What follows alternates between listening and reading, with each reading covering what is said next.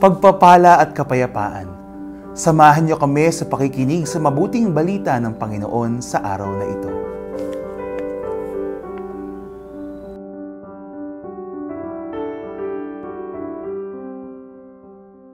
Ang mabuting balita ng Panginoon ayon kay San Juan.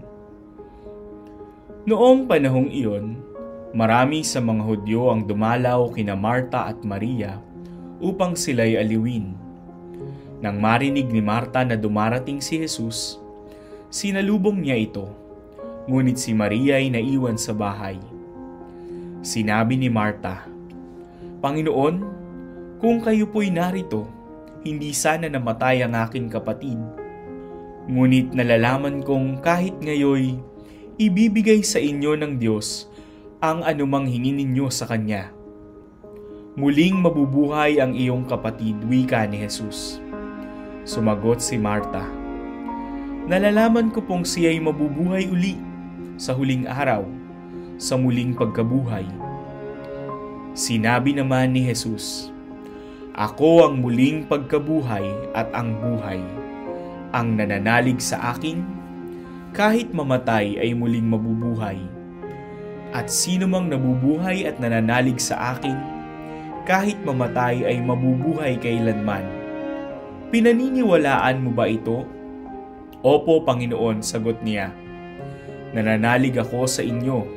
Kayo po ang anak ng Diyos, ang Mesiyas na inaasahang paparito sa sanlibutan."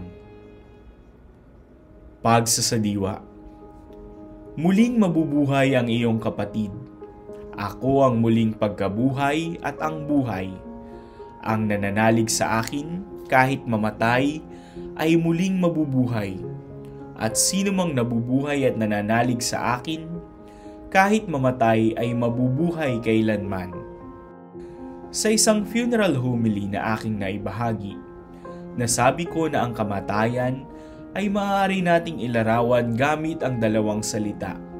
Ang una ay ang salitang katotohanan at ang pangalawa ay ang salitang katiyakan.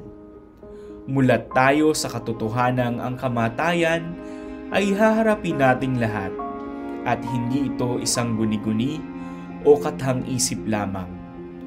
No matter how much you worry on this, no one gets out of this world alive, for no one escapes from the certainty of dying. Kung natatanggap natin ang katotohanan at ang katiyakan ng kamatayan, hinihingi sa atin ng pananampalataya na tanggapin din natin ang katotohanan at ang katiyakan ng muling pagkabuhay. Nawa ay nadama ninyo ang pagmamahal ng Diyos sa ating mabuting balita ngayong araw. Samahan niyo po kami ulit bukas para sa ating pagdinilay. Ako po si Father Albert Garong ng Society of St. Paul, all for the Gospel.